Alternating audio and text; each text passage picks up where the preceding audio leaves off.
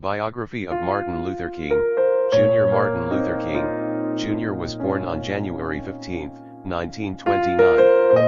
Dr. King grew up as the son of a leading minister in Atlanta, Georgia, the Reverend Martin Luther King. Sister, his mother, Mrs. Alberta Williams King, assisted her husband in the care of his congregation. Because of their efforts and interest in behalf of the congregation and the community, his parents were known as Mama and Daddy King. His community, centered on Auburn Avenue in Atlanta, also influenced him. By the 1930s, when he was a child, it was the center of business and social life in Black Atlanta and the major center for the Black Southeast. The community was so successful that nationwide, it was known as Sweet Auburn. The residential neighborhoods of the community, and especially the one where Dr. King was born, were known for the diversity of the backgrounds of the residents. Though all Black, the neighborhoods had business people, laborers, college-educated, uneducated, rich, poor and successful, all living close to each other. As a boy, Dr. King experienced many of the same things most children do. He helped and played games with his older sister Christine and his younger brother A.D. He played baseball on vacant lots and rode his bicycle in the streets. He went to school at David T. Howard Elementary, 3 blocks from his home. He attended the Butler Street YMCA down Auburn Avenue. When the family moved to the house on Boulevard, he was attending Booker T. Washington High School, working a newspaper route, attending his first dances, and planning to attend college. But, Dr. King's primary memories of his childhood were of the sting of segregation. In 1941, Daddy King moved the family to a brick home. Here King continued his development and education until he graduated from Morehouse College in 1948. Dr. King still lived in this home when he attended college here in Atlanta, starting at the age of 15.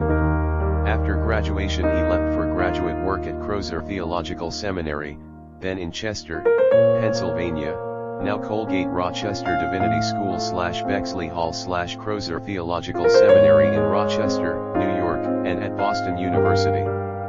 He became pastor at the Dexter Avenue Baptist Church in Montgomery, Alabama in 1954 and served there until 1960. From 1960 until 1968 he was CO pastor, with his father, of Ebenezer Baptist Church on Auburn Avenue, where his grandfather, Reverend A.D. Williams, had also been pastor. Page 1 of 17. Starting with the Montgomery bus boycott in 1955 to 1956, Dr. King was also the foremost leader of the civil rights movement. His dedication to the tactics of nonviolent resistance led to successful campaigns in Montgomery, AL, Birmingham, AL, and Selma, AL, as well as encouraging African Americans throughout the South to campaign for their own freedom. After 1965, he expanded his work to include actions in the North, opposition to the war in Vietnam, and planning for a campaign to aid poor people. Martin Luther King, Jr. was assassinated on April 4, 1968 by James Earl Ray. Presidential Proclamation. Martin Luther King, Jr., Federal Holiday, 2012. On a hot summer day nearly half a century ago, an African-American preacher with no official title or rank gave voice to our nation's deepest aspirations, sharing his dream of an America that ensured the true equality of all our people. From the steps of the Lincoln Memorial, the Reverend Dr. Martin Luther King, Jr. inspired a movement that would push our country toward a more perfect union. At a time when our nation was sharply divided, Dr. King called on a generation of Americans to be voices of reason, sanity, and understanding amid the voices of violence, hatred, and emotion. His example stirred men and women of all backgrounds to become foot soldiers for justice, and his leadership gave them the courage to refuse the limitations of the day and fight for the prospect of tomorrow. Because these individuals showed the resilience to stand firm in the face of the fiercest resistance, we are the benefactors of an extraordinary legacy of progress. Today, Dr. King is memorialized on the National Mall where he once spoke, a symbol of how far our nation has come and a testament to the quiet heroes whose names may never appear in history books, but whose selflessness brought about change few thought possible. Dr. King's memorial reminds us that while the work of realizing his remarkable dream is unending, progress is within our reach. On the Martin Luther King, Jr. federal holiday, we celebrate the man who fought for the America he knew was possible. Dr. King's faith in a God who loves all his children and a nation grounded in the promise of equality would not let him rest until victory was won. As we work to meet the challenges of our time, from fixing our schools so every child gets a world-class education to ensuring all Americans have access to strong and secure economic opportunity, let us draw strength from Dr. King's stirring affirmation that everybody can be great because everybody can serve. In his page 2 of 17 memory, let us continue climbing toward that promised land, one more fair and more just for all people. Now, therefore, I, Barack Obama, President of the United States of America, by virtue of the authority vested in me by the Constitution and the laws of the United States, do hereby proclaim January 16, 2012, as the Martin Luther King, Jr. federal holiday. I encourage all Americans to observe this day with appropriate civic, community, and service projects in honor of Dr. King, and to visit www.milkday.gov to find Martin Luther King, Jr. Day of Service projects across our country. In witness whereof, I have hereunto set my hand this 13th day of January, in the year of our Lord 2012, and of the independence of the United States of America the 236th. The Power of Nonviolent Action, March 1, 2009 by Stephen Zunes. Armed insurgencies impose great human costs. Nonviolent people power movements succeed by calling attention to official repression and winning support from the undecided. Stephen Zunes is a professor of politics at the University of San Francisco. He is the principal CO editor of Nonviolent Social Movements, Blackwell, 1999, and chairs the Committee of Academic Advisors for the International Center on Nonviolent Conflict. This article appears in the March 2009 issue of eJournal USA. Nonviolent Paths to Social Change, PDF, 783 kb. Nonviolent action campaigns have been a part of political life for millennia, challenging abuses by authorities, spearheading social reforms, demanding an end to colonial rule, and protesting militarism and discrimination. India's Mohandas Gandhi and the United States' Martin Luther King Jr., who were both brilliant strategic thinkers as well as great moral leaders, are perhaps the best-known leaders of such movements. Not only were they committed to nonviolent action as the most effective means of waging their respective struggles, they also held to a deep faith-based commitment to nonviolence as a personal ethic. In many page 3 of 17 respects, however, Gandhi and King were unusual in their personal commitment to principled nonviolence, as the vast majority of nonviolent movements and their leaders have not been pacifists but embraced nonviolent action as the best strategic means to advance their struggles. Indeed, primarily nonviolent struggles in recent decades have not only led to significant political and social reforms advancing the cause of human rights, but have also even toppled repressive regimes from power and forced leaders to change the very nature of their governance. As a result, nonviolent resistance has been evolving from an ad hoc strategy associated with religious or ethical principles into a reflective, even institutionalized, method of struggle. Indeed, the past 30 years have witnessed a remarkable upsurge in nonviolent insurrections against autocratic rulers. Primarily nonviolent people power movements have been responsible for advancing democratic change in nearly 60 countries during this period, forcing substantial reforms in many countries. Other struggles, while eventually suppressed, have nevertheless posed serious challenges to other despots. In contrast to armed struggles, these nonviolent insurrections are movements of organized popular resistance to government authority that, either consciously or by necessity, eschew the use of weapons of modern warfare. Unlike conventional political movements, nonviolent campaigns usually employ tactics outside the mainstream political processes of electioneering and lobbying. Tactics may include strikes, boycotts, mass demonstrations, the popular contestation of public space, refusal to pay taxes, destruction of symbols of government authority, such as official identification cards, refusal to obey official orders such as curfew restrictions, and the creation of alternative institutions for political legitimacy and social organization. Why nonviolence works? For many years there was an assumption that autocratic regimes could be overthrown only through popular armed struggle or foreign military intervention. Yet there is an increasing awareness that nonviolent action can actually be more powerful than violence. A recent academic study of 323 major insurrections in support of self-determination and freedom from autocratic rule over the past century revealed that major nonviolent campaigns were successful 53% of the time, whereas page 4 of 17 primarily violent resistance campaigns were successful only 26% of the time. Maria J. Stephan and Eric Chenoweth. Why civil resistance works, the logic of nonviolent conflict. International Security, Vol. 33, Number 1, Summer 2008. There are several reasons why insurgents have turned away from armed struggle to embrace nonviolent action. One reason is a growing awareness of the increasing costs of insurgency warfare. Technology has given status quo powers an increasing advantage in recent years in defeating or at least neutralizing armed insurgencies. Even when an armed revolutionary movement is victorious, large segments of the population are displaced, farms and villages are destroyed, cities and much of the country's infrastructure are severely damaged, the economy is wrecked, and there is widespread environmental devastation.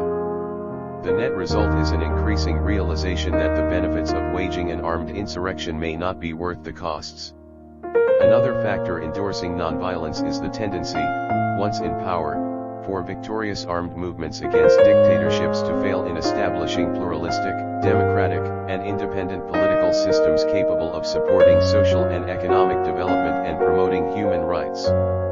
These shortcomings often result in part from counter-revolution, natural disasters, foreign intervention, trade embargoes, and other circumstances beyond a victorious popular movement's control. However, the choice of armed struggle as a means of securing power tends to exacerbate these problems and creates troubles of its own.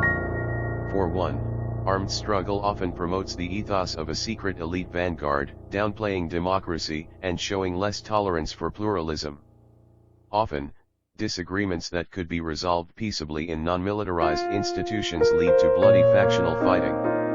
Some countries experienced military coups or civil wars not long after armed revolutionary movements ousted colonialists or indigenous dictators.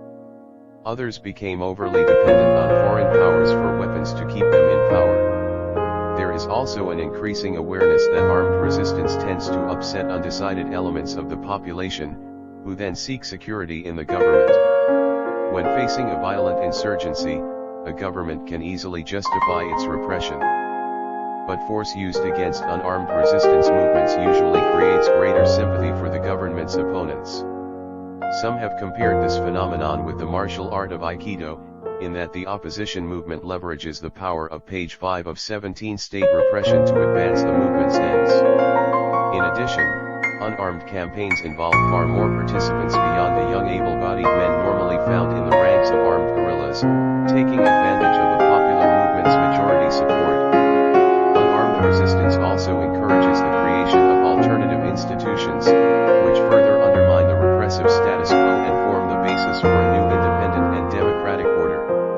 Armed resistance often backfires by legitimizing the use of repressive tactics. Violence from the opposition is often welcomed by authoritarian governments and even encouraged through the use of agents provocateurs, because it then justifies state repression. But state violence unleashed on unarmed dissidents often triggers a turning point in nonviolent struggles. A government attack against peaceful demonstrators can be the spark that transforms periodic protests into a full-scale insurrection. Sowing division. Unarmed resistance movements also tend to sow divisions within pro-government circles. There are often disagreements regarding how to deal effectively with the resistance, since few governments are as prepared to deal with unarmed revolts as they are to quash armed ones. Violent repression of a peaceful movement can often alter popular and elite perceptions of the legitimacy of power, which is why state officials usually use less repression against nonviolent movements. In addition, some pro-government elements become less concerned about the consequences of a compromise with insurgents if their resistance is nonviolent. Unarmed movements also increase the likelihood of defections and non-cooperation by unmotivated police and military personnel, whereas armed revolts legitimize the role of the government's coercive apparatus, enhancing its self-perception as the protector of civil society. The moral power of nonviolence is crucial in the ability of an opposition movement to reframe the perceptions of key parties, the public, political elites, and the military, most of whom have no difficulty supporting the page 6 of 17 use of violence against violent insurrections. The efficacy of nonviolent resistance in dividing supporters of the status quo is apparent not only in rendering government troops less effective, but also in challenging the attitudes of an entire nation and even foreign actors, as in the South African struggle against apartheid. Pictures of peaceful protesters including whites, members of the clergy, and other upstanding citizens broadcast on television worldwide lend legitimacy to anti-apartheid forces and undermine the South African government in a way that the armed rebellion was unable to do. As nonviolent resistance within the country escalated, external pressure in the form of economic sanctions and other solidarity tactics by the international community raised the costs of maintaining the apartheid system. Due to increased global interdependence, the non-local audience for a conflict may be just as important as the immediate community. Just as Gandhi played to British citizens in Manchester and London, organizers of the civil rights movement in the US South were communicating to the entire nation, and especially to the administration of President John Kennedy. Insurgency within the Soviet bloc was disseminated by television broadcasts that spread the news from country to country, legitimating local protests that no longer seemed like isolated events organized by unstable dissidents. The prominent role of the global media during the anti-Marcos People Power movement in 1986 was instrumental in forcing the US government to scale back its support of the Philippine dictator. Israeli repression of nonviolent protests by Palestinians during the First Intifada of the late 1980s brought unprecedented international sympathy to their struggle against foreign military occupation. As Palestinian-American scholar Rashid Khalidi observed, the Palestinians had succeeded at last in conveying the reality of their victimization to world public opinion. As a proactive ingredient in nonviolent resistance, the creation of alternative structures provides both a moral and a practical underpinning for efforts aimed at bringing about fundamental social change. Parallel structures in civil society may render state control increasingly impotent, as they did throughout Eastern Europe leading up to the events of 1989. In the Philippines, Ferdinand Marcos lost power in 1986 not through the defeat of his troops and the storming of the Malacanang Palace, but from the withdrawal of sufficient support for his authority, so that the palace became the only part of the country he could effectively control. On the same day, page 7 of 17, that Marcos was officially sworn in for another term as president in a state ceremony, his opponent Corazon Aquino, widow of an assassinated Marcos critic, was symbolically sworn in as the people's president. Given that most Filipinos saw Marcos's election as fraudulent, the vast majority offered its allegiance to President Aquino rather than to President Marcos. The transfer of allegiance from one source of authority and legitimacy to another is a key element of a successful nonviolent uprising. In the course of a successful nonviolent revolution, and with adequate popular participation, political authority may be wrested from the state and invested in institutions of civil society as these parallel institutions grow in effectiveness and legitimacy. The state may become increasingly impotent and irrelevant as parallel non-governmental institutions take over an increasing portion of the tasks of governing a society, providing services to the populace, and creating functional equivalents to the institutions of the state. Indigenous roots, citing the financial support provided by some outside foundations funded by Western governments to some opposition groups that later took part in the so-called color revolutions among nations of Eastern Europe and the former Soviet Union. Some authoritarian regimes have denied the popular legitimacy of these pro-democracy movements by claiming they were simply soft coups plotted by the United States or other Western powers. Such outside funding cannot cause a nonviolent liberal democratic revolution to take place, however, any more than Soviet financial and material support for leftist movements in previous decades could cause an armed socialist revolution to take place. One Burmese human rights activist, referring to his country's centuries-old tradition of popular resistance demonstrate the Burmese people to engage in a nonviolent action campaign is like teaching a grandma to peel onions. Successful revolutions, whatever their ideological orientation, are the result of certain objective conditions. Indeed, no amount of money could force hundreds of thousands of people to leave their jobs, homes, schools, and families to face down heavily armed police and tanks and put their bodies on the line unless they had a sincere motivation to do so. Foreign powers have historically promoted regime change through military invasions, coups d'états, and other kinds of violent seizures of power that install an undemocratic minority. Nonviolent people, page 8 of 17 Power Movements, by contrast, make regime change possible through empowering pro-democratic majorities. There is no standardized formula for success that a foreign government or a foreign non-governmental organization could put together, because the history, culture, and political alignments of each country are unique. No foreign government or NGO can recruit or mobilize the large numbers of ordinary civilians necessary to build a movement capable of effectively challenging the established political leadership, much less of toppling a government. As a result, the best hope for advancing freedom and democracy among oppressed nations of the world comes not from armed struggle,